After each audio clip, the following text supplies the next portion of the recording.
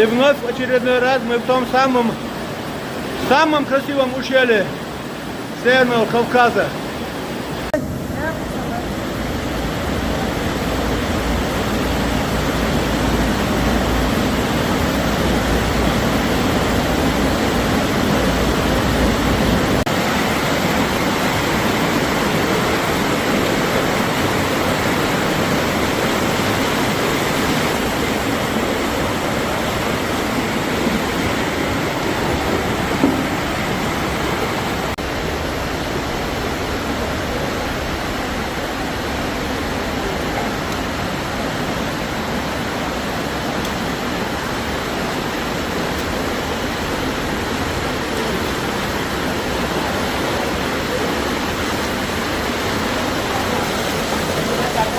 어?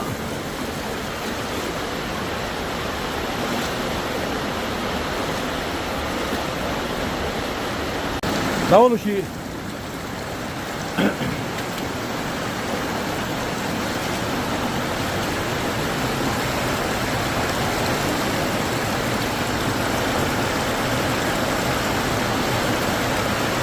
Tabii ya şu bir üyesi ga.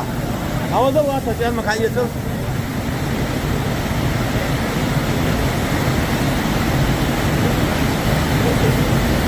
Aquas, boa!